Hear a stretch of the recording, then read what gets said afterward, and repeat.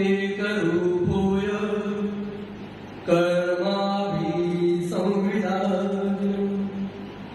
अक्षयं परमात्मनं ज्ञानमूर्तिनमोऽहम्। नमो हरिहन्ताणं नमो सिद्धाणं नमो वज्रयाणं नमो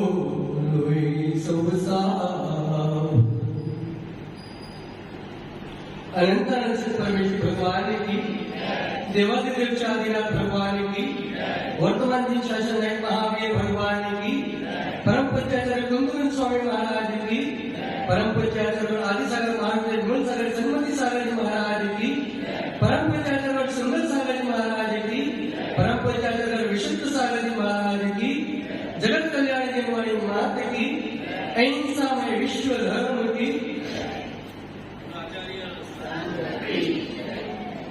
दिन वाणी सुन ले भैया, दिन वाणी सुन ले भैया, दिन वाणी अल्प बुद्धि से कर रहा हूँ स्तन तुम्हारा ही माता, स्तन तुम्हारा ही माता, भूल क्षमा कर देना माता, दिन वाणी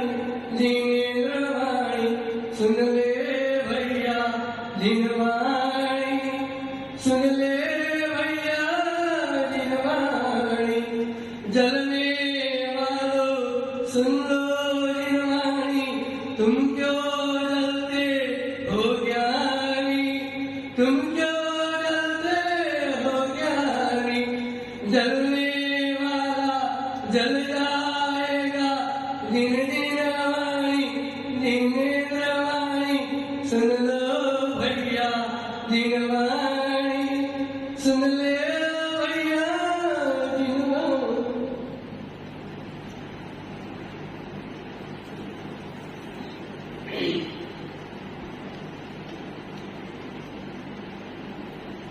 यदि आपको दुरित कर्मों से रहित होना है तो अपने परिणामों को पुण्यभूत करना है, अपनी परिणतियों को पवित्र करना है तो, अपनी भावनाओं को कम करना है तो परमात्मा की वंदना कर लेना। किसकी? परमात्मा की, देवी देवताओं।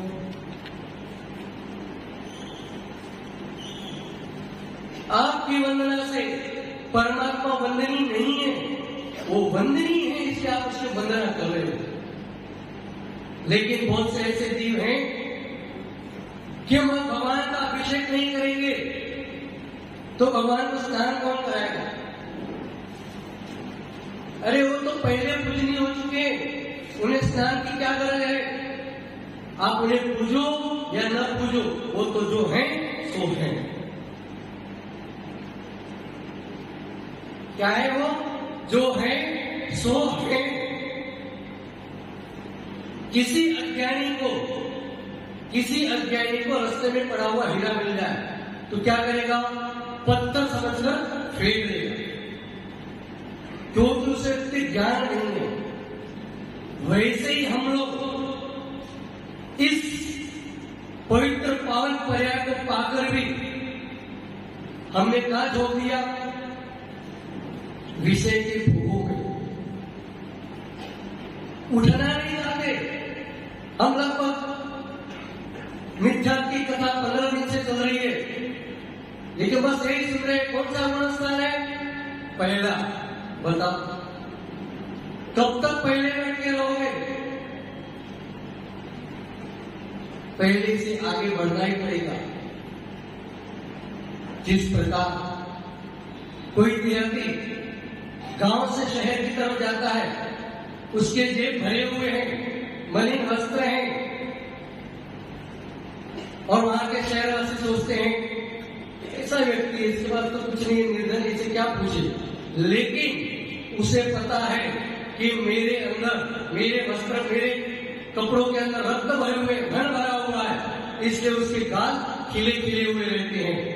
एक पुद्गल पिंड के पास होने से आपके गाल खिले हुए रहते हैं, तो ये वितरागी तपोधन। जैसे कोई धनी व्यक्ति, लेकिन आज के धनी व्यक्ति तो क्या एप्टीडेट होके जाते हैं शहरों में, क्योंकि उनको डर नहीं है। क्या आपके पास कार्ड होता है? ATM card. और आजकल तो एटीएम भी छोड़ दो, वो कोई खरीदने गए तो डाल दो, पता नहीं क्या क्या डालते रहते, मुझे नहीं पता। हाँ, तो ये लेके घूमते हैं इसके ऊपर। अब पुराने जमाने के लिए क्या करते थे? मलिन वस्त्र पहन के जाते थे और उनके पास अपार धन रहता था। अब सोचो उनकी बुद्धि कितनी तेज थी, अगर मैं उजले कपड़े, साफ सुथरे कपड़े पहन के जाऊंगा तो लूट लिया जाऊंगा। क्या होगा? लूट लिया जाऊंगा। वैसे ही ये तपोधन, निर्गत, धरती के देवता जो कभी स्नान नहीं करते, उनके शरीर पर मल्ल छुपा हुआ है, निर्गत है, वस्त्र नहीं पहन रहे, स्नान भी नहीं कर रहे। क्यों? क्योंकि उन्हें पता है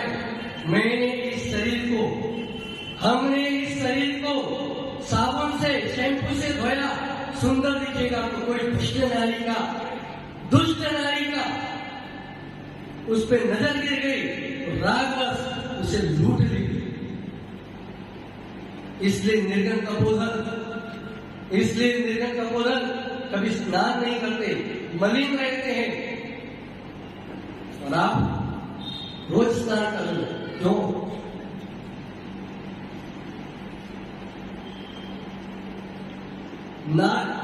मुनियों से इतनी दूरी से दर्शन करना चाहिए, विशेषकर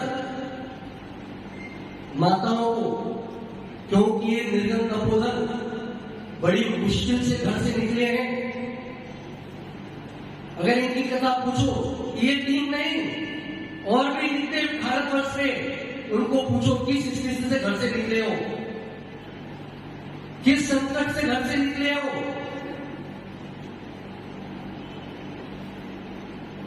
अगर मैं बोल दूं, कौन भैया तो भाग गए, ये भैया क्या नाम है? संतोष जी, आपके सारे काम हो चुके हैं, बेटे बेटी की शादियां हो चुकी है। आज घर पे जाके इतना बोल देना कि मुझे अब संसार सुहाता नहीं है, मैं तो आचार्य के पास जा रहा हूं दीक्षा लेने। देखो घर में क्या बवाल होता है।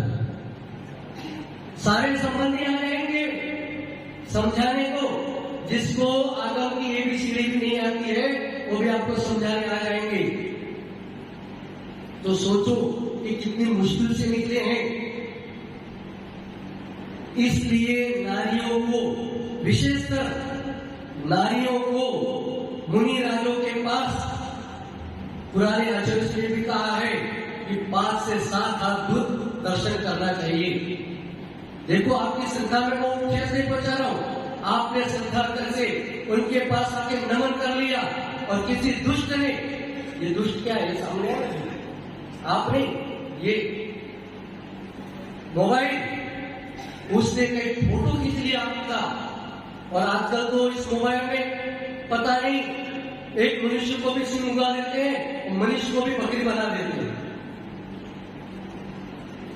तो उसने कहीं गलत पोस्ट भेज दिया आपका पूरी जगह पे, तो बेचारे साधु कहां जाएंगे? इसलिए इनसे इतनी दूरी बना के रखो। देखो दर्शन करो जरूर, मना नहीं कर रहे, लेकिन शरीर लंबा हो, मन उनके पास।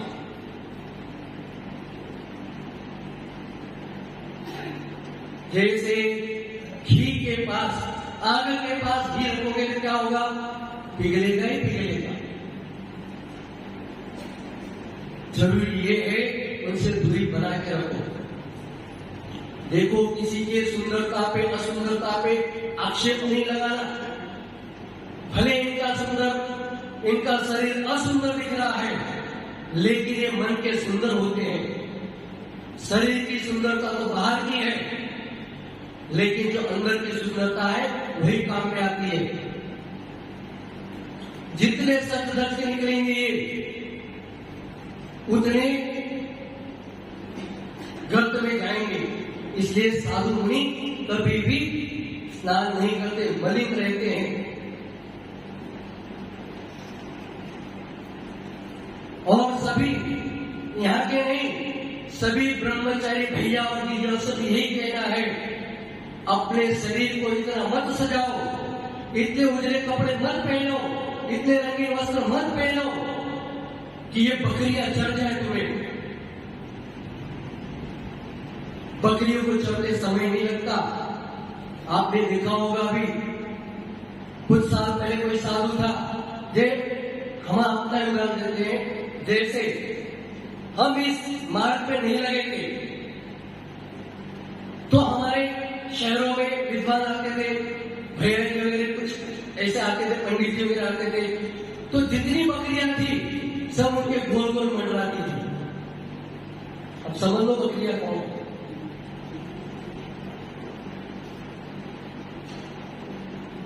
जितनी बकरियां थी गोल गोल मंडराती थी। अब बेचारी गोल गोल मंडरा है बकरियां, उसका घी पिघले कि नहीं पिघले।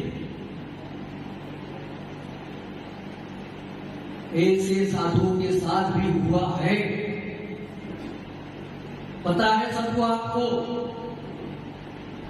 उन साधु के नजदीक इतनी बकरियां घूमती थी कि बेचारा आज कहां पड़ा है, कारागृह में पड़ा है।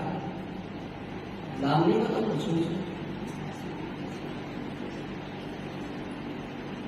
सोचो कितनी मुश्किल से निकलते हैं, और आपने क्या कर दिया, उनको भटका दिया। नहीं, ऐसा मत करो, दूर से दर्शन करो, अच्छे से। श्रृंगार वही करते हैं, श्रृंगार वही करते हैं जिनको श्रृंगार रहित होना। अगर जो सज के धज के निकलते हैं, कौन सच धज के निकलते हैं?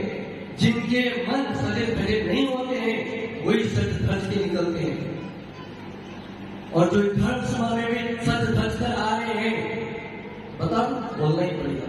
मौका मिलता तो 8 दिन बाद मौका मिलता। जैसे ये माताएं क्या करती है,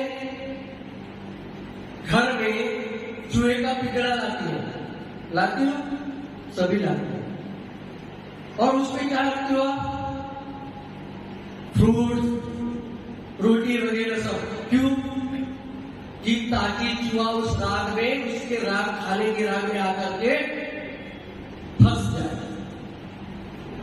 शिकारी जाल बिछाता है शिकार को फंसाने के लिए, वैसे ही तो धर्म सभा में सेंट, शैम्पू, पाउडर, पता नहीं नाना प्रकार के वस्तुओं को धारण करके आते हैं। वो सिलवंतों का सिर हरण करने आ रहे हैं, चाहे पुरुष हो चाहे माताएं हो।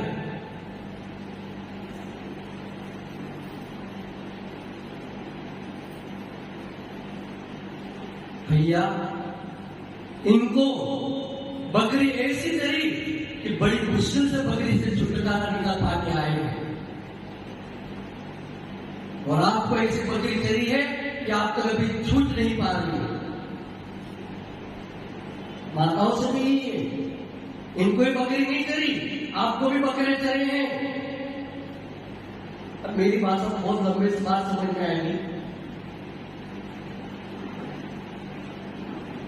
तो सिर, यानी अपने सिर को बचाना है, तो सिर क्या है? सिर ही तुम्हारा श्रृंगार है। बताओ,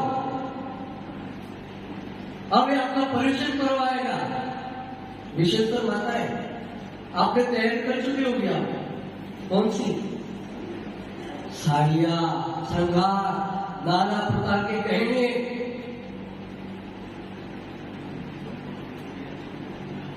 पता नहीं कितने कितने की साड़ियां लेके आए होंगी। इनकी साड़ियों के चक्कर में बेचारों के बाल चले गए। एक बार मांग क्या भरी, एक बार मांग क्या भरी कि इनकी ऊपर की मांगी उड़ गई, चप्पल घिस गए बेचारों के।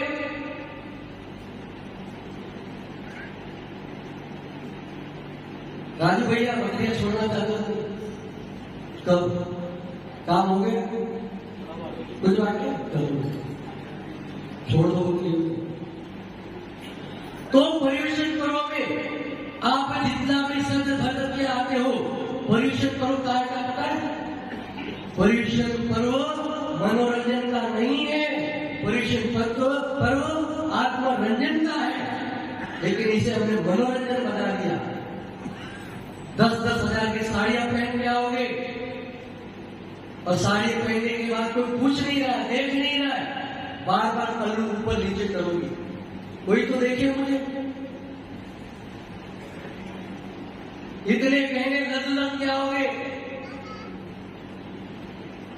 आप किसी की हिंसा कर रहे हो, किसी के इसकी स्थिति नहीं है, परिस्थिति नहीं है, वो बैठा है अच्छे से ध्यान कर रहा है, स्त्रियों की बात कर रहा हूं, और उन्होंने आपके गहने देख लिए, आपकी पहनी साड़ी देख ली, आप बार बार तो ये तो साड़ी यहां मिलती नहीं है, मैंने बहुत बाहर से मंगाई है, उसके परिणाम खराब होंगे कि नहीं, उसके दोषी कौन?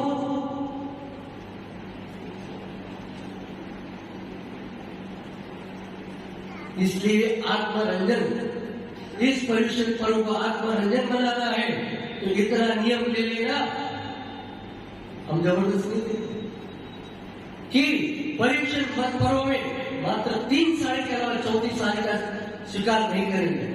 ये पुरुषों के लिए लाभ है, लेकिन विचार तो ऐसे होते हैं, पुरुष यहाँ पे पूजा करते हैं, धोती दुपट्टा में बैठा होता है, घर पे जाने का मौका ही नहीं मिलता।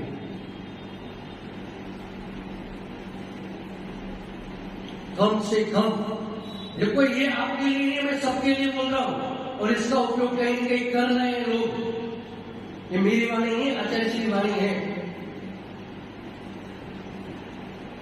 जिस गांव में हम रहते थे, बस उतनी बात सुनी, उस बालिका ने, सुंदर बालिका ने इतना नहीं लिया, इस पर्यवेक्षण पर्व में मात्र 3 ही कपड़े पहने, 3 ही वस्त्र धारण किए, चौथा नहीं पहने। बताओ धन्य है कि नहीं?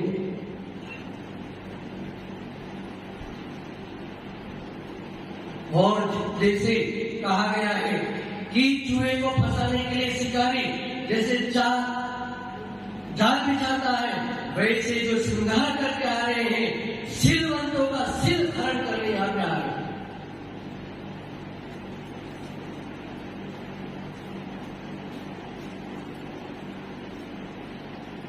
प्राणों का वध करना चलेगा, लेकिन भावों का वध मत करना।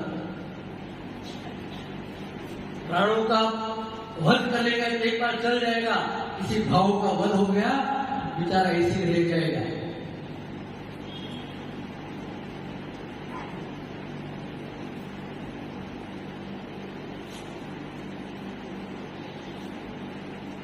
सच के वही आगे जो सजे नहीं होते, जो स्वयं भ्रष्ट होते हैं और दुनिया को भ्रष्ट करते हैं। हमारे जिन शासन में वीतरागी भगवान देखा है कभी मुकुट माला कभी पहनते हैं? क्योंकि वो अपने अंदर से सज चुके हैं कि उनको श्रृंगार की कोई आवश्यकता नहीं है। श्रृंगार की आवश्यकता उन्हीं पड़ती है जो सजे सजाए हुए नहीं है। आपको पड़ती है? घर से निकलते हो तो कितने जीवों का पिंड, ये क्या पाउडर, लिपस्टिक, क्या क्या डियो डियो ओ परफ्यूम, इतना सड़ा गला इधर लगा के आते हो तो नाक भिनभिनाने लगता। पता नहीं उन्हें कैसा मजा आता उसमें। इससे इस श्रृंगारों से बचो, जीवों के पिंडों को मत लगाओ और अपने चारित्र को अच्छा बनाओ। जिनका चित्त निरोग है उनका चारित्र भी निरोग होगा। इसलिए अपने चित्त को निरोग बनाना है तो वहां तो निरोगता आ नहीं पाएगी, निरोगता आएगी तो यहां पे ही आएगी। इसलिए अपने चित्त को निरोग बनाना है, चारित्र को निरोग बनाना है तो यहां पे आना ही पड़ेगा। मैं एक बात बोलता हूं, मां विजू भैया और कौन है तुम्हारे तो बैठते नहीं बेचारे, लपलपा गए। जैसे हमारे विजू भैया की शादी तय हो गई, इनके पिता माता पिता ने कई डेट लंबी डाल दी, ये क्या सोचते हैं मन में? कैसे माता पिता है, मेरी तारीख शादी की इतनी लंबी डाल दी। एक संसार की वधू को शादी करने के लिए, वरने के लिए लंबी डेट नहीं चाहते, नजदीकी डेट चाहते हो, तो मुक्ति वधु को कन्या को रमने के लिए लंबी डेट क्यों चाह रहे हो? नजदीकी डेट क्यों नहीं रखता?